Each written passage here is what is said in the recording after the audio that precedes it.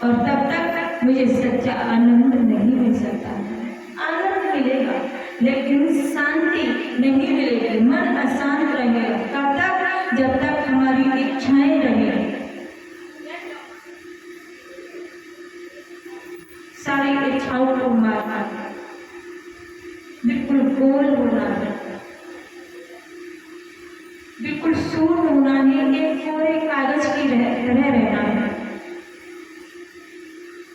संतों की संगत में जाना है। और कहते हैं गोस्वामी तुलसीदास कहते हैं, उन्होंने भी ये नगरा भक्ति में ये बताया था कि प्रथम भक्ति संतन का शंका।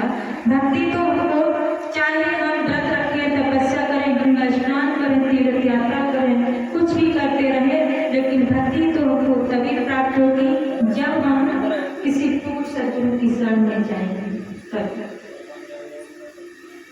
और ये नहीं कि हम वहाँ आश्रम में रहने लगे, ऐसा भी नहीं, हम अपने घर पर रहें, घर पर रहकर के भी भक्ति कर सकते हैं।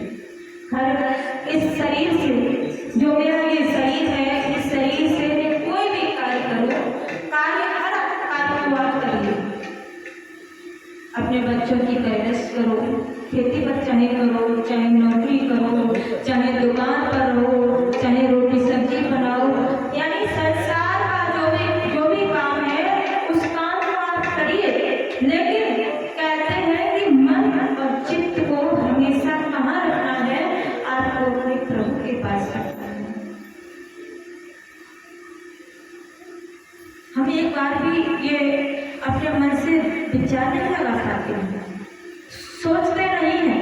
1 घंटे का टाइम अगर हम ये निकाल लें, पूरा 1 घंटे का टाइम ये सोचने में निकाल लें कि जो मेरे बीवी बच्चे हैं, या मेरा पति है, या मेरा पारिवारिक जन है, जो धन दौलत है, खेती, घर, मकान, ये सब कुछ है, जब मैं मरूंगा तो ये कुछ भी मेरे साथ नहीं जाएगा।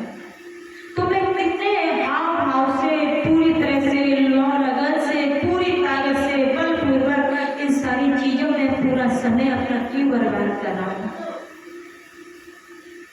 नहीं सोचते हैं। अगर ये मनुष्य सोच ले तो कार्य न करेगा, लेकिन उसका दिल, दिमाग, चित्त कहाँ रहेगा? प्रभु की भक्ति में रहेगा, प्रभु के पास रहेगा। पूरा चित्त, पूरा दिल, दिमाग अपने सद्गुरुदेव भगवान में रहेगा। और जो ऐसा रहेगा तो मेरे भाई बंधु कहते हैं कि भजन करो, घर में रहो और दिन भर करो मजूरी, कहे कबीर का दास की भक्ति हो गए पूरी। आप दिन रात के तो पर काम करें, हमसे ज्यादा आप लोग महान हैं। हम आश्रम पर रहते हैं, भले ही शादी नहीं की है, संन्यास धारण कर लिया है, लेकिन कहते हैं कि अगर आप 1 घंटा भजन करें, और जो संत होते हैं, भक्त होते हैं, किसी धार्मिक स्थान पर रह करके वो 10 घंटा भजन करते हैं, तो 10 घंटे के बराबर आपका 1 घंटा हो जाता है। 10 घंटे के बराबर। क्यों? क्योंकि आप हर गृहस्थी के कार्य को संभाल रहे हैं, सारी गृहस्थी के कार्य को संभालते हुए 1 घंटा भजन कर रहे हैं। और जो संत भक्त होते हैं, किसी धार्मिक स्थान पर रह करके, वो अगर 10 घंटा करते हैं या 20 घंटा करें या पूरे दिन करें, तब भी उनके लिए कम है। क्यों? वो पूरा जीवन भजन ध्यान पर निछावर किए हुए थे। तो आप लोगों के लिए देखो, वैसे इस दुनिया में कुछ भी हम लेकर नहीं आए, कुछ भी लेकर नहीं जाएंगे, इसलिए जो कुछ भी है मेरे लिए तो सिर्फ मेरा कर्म, मेरी भक्ति मेरा साथ देगी, बाकी सब कुछ ये शरीर भी तुम्हारा साथ नहीं देगा। ये शरीर तुम्हारा नहीं तो साथ कौन किसका देगा? कोई माता पिता हमारे नहीं, कोई परिवारिक जन हमारे नहीं, कोई पति पत्नी हमारे नहीं, बच्चे हमारे नहीं, खेती-बाड़ी हमारी नहीं, पैसा, घर, मकान कुछ भी मेरा नहीं, ये शरीर भी मेरा नहीं है। ये शरीर भी तुम्हारे काम नहीं आएगा, क्योंकि इस शरीर का पूरा काल का कब्जा है।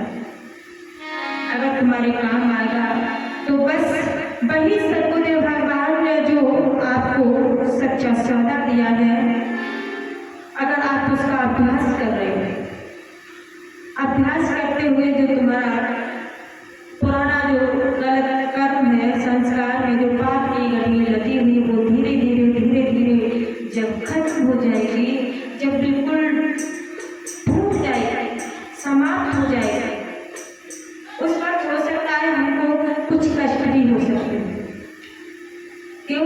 जो मेरा पिछला कर्म है, जो मेरा पिछला कर्म है, मैंने इकट्ठा कर लिया है, वो मेरे इस जन्म में मुझे भोगने के लिए मिल सकता था। तो जब भोगते समय मुझे कोई कष्ट हो सकता था, संकट आएंगे, दुख होगा, बहुत आपत्तियां आएंगी, लेकिन आप एक सच्चे सचमुच के भक्त हैं, इसलिए धीरे धीरे कष्ट का सामना करते हुए वो सब कष्ट समाप्त हो जाएंगे, फिर भक्ति का अंकुरण होने लगेगा। संतों ने बताया है क्या कि मन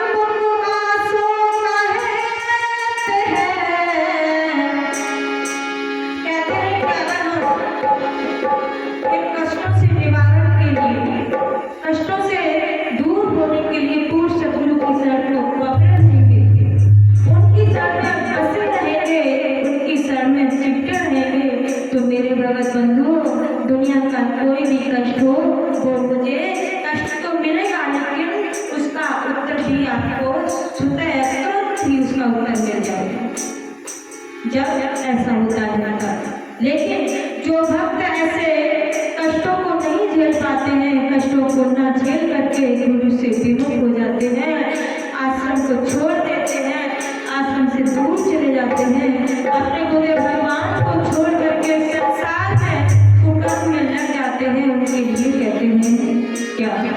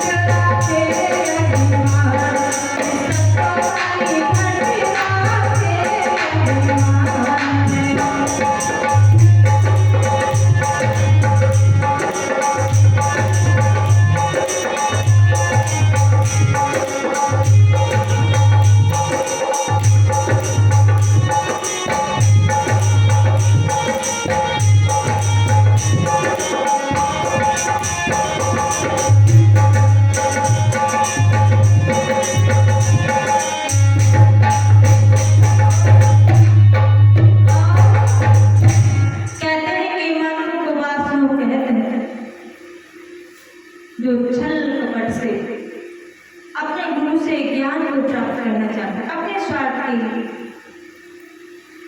कि दुनिया के लोग मुझे जानने लगे,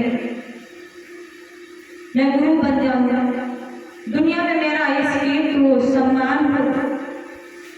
छल कपट से जो अपने गुरु से ज्ञान को धारण करता है, ज्ञान को सीखता है और मन में अंदर अभिमान रखता है, मन रखे अभिमान, अपने मन में जो इंसान अभिमान को लेकर के वो गुरु की परीक्षा ले या गुरु से ज्ञान ले या सोचे कि मैं इनसे ज्यादा जानकार हूँ, ये कम जानकार, ऐसा सब कुछ अगर उसके मन में है, फिर भी वो ज्ञान को ले लेता है, तो मेरे बंधु कहते हैं कि ऐसे लोगों के लिए 84 लाख योनियों में भी जगह नहीं मिलती है, कल्पांतर तक भोग भोगता रहता है ऐसा मनुष्य। और जो अपने सद्गुरु भगवान की महिमा को, वैसे कहते हैं कि हमारे आप कोई भी करें, सब कुछ करते हुए किसी कार्य पर अगर आप कोई भी कार्य कर रहे हो, घर गृहस्थी के किसी भी कार्य को कर रहे, जो कार्य आप करें उस कार्य पर ही फोकस रखना चाहिए।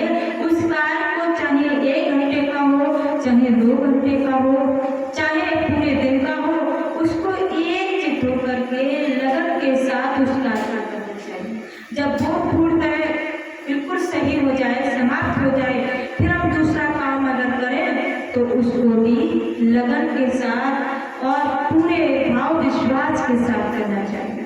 ऐसा जब कोई करता है तो कहते हैं कि ऐसे मनुष्य को, ऐसे भक्त को निश्चय ही हर चीज में सफलता प्राप्त हो जाती है। हम लोग सत्संग सुनने के लिए आते तो हैं, लेकिन बहुत से जगह देखा है बहुत से भक्त ऐसे होते हैं कि आए सत्संग सुनने के लिए लेकिन मन लगा करके नहीं सुनते।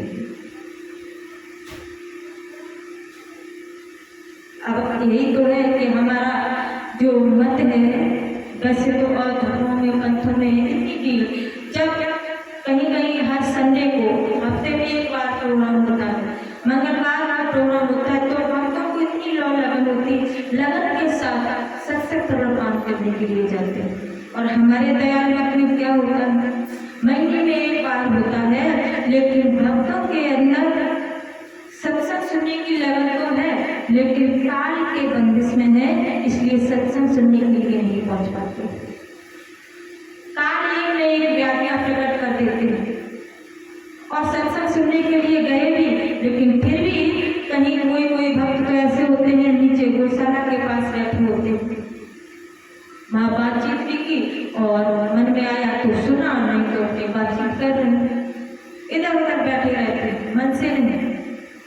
यही तो बात है, जो सत्य का दरबार लगा होता है वहाँ कहते हैं कि काल अपने पहरे को पूरी तरह से लगा देता है, पहरेदारों को लगा देता है, ताकि कोई भी जीव मन से एकचित होकर के सत्संग को ना सुन पाए। और कहते हैं क्या कि मोह जाल में फंस सदा अर्जी गुमारे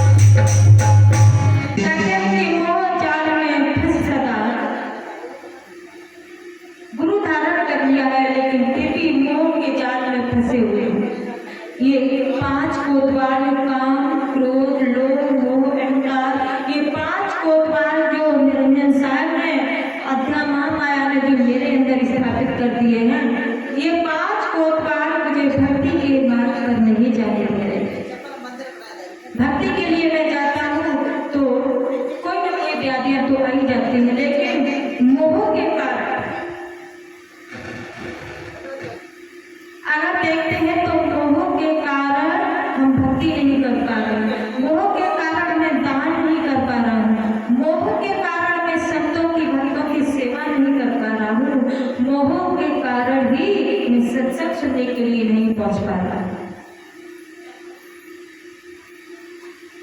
एक टाइम का, एक छात्रा या एक दिन का हम जो समय निकाल देंगे, इतने में पता नहीं कितना काम, कितनी दुकानदारी चलेगी।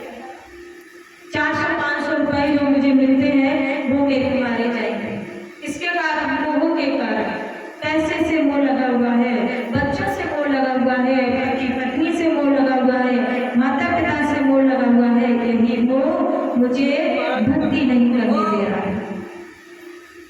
तो कहते हैं कि अगर यही मोह सद्गुरुदेव भगवान के चरणों में अगर भक्त के अंदर हो जाता है, वो सद्गुरुदेव भगवान से प्रेम करने लगता है, मोह करने लगता है, तो मेरे भगत बंधु कहते हैं कि हो सकता है धीरे धीरे उसका प्रेम सद्गुरुदेव भगवान के जब चरणों में हो जाएगा तो भक्ति का अंकुरण धीरे धीरे जरूर हो जाएगा। आप करिए, अपने परिवारों से करिए, बीवी बच्चों से करिए, लेकिन एक परिवार का सदस्य मान करके अपने इष्ट देव से भी प्रेम करिए,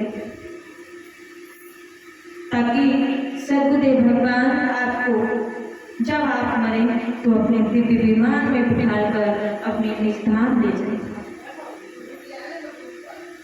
बताओ हम लोग क्या कर सकते हैं?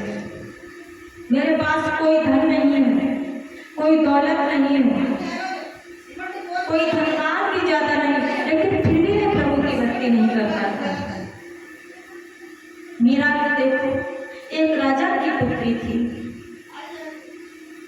राजा की पत्नी थी, एक राजा की पुत्र बहू थी, लेकिन फिर भी शादी होने के बाद भी वो भगवान कृष्ण को अपना पति मानती, उनकी पूजा करती, नैन गाती, सेवा करती, उनका व्रत रखती, उनको भोजन खिलाती, कितनी सेवा करती, कितनी लगन की। शादी करने के बाद भी वो उनको अपना पति मानता। संसार का पति भी मिल गया, लेकिन इष्ट देव को भी अपना पति मानता। और पति ने भी कुछ नहीं कहा, क्यों? क्योंकि जो प्रभु की भक्ति कर रहा है, अगर मैं उसमें बाधक बन जाऊंगा, इनको इस राय से हटा करके, भक्ति के मार्ग से हटा करके हम संसार की तरफ ले जाऊंगा, तो मुझ पर ये बहुत बड़ा पाप लगेगा। ये सोच करके राजा भोजराज बिल्कुल कुछ नहीं कहते। लेकिन जब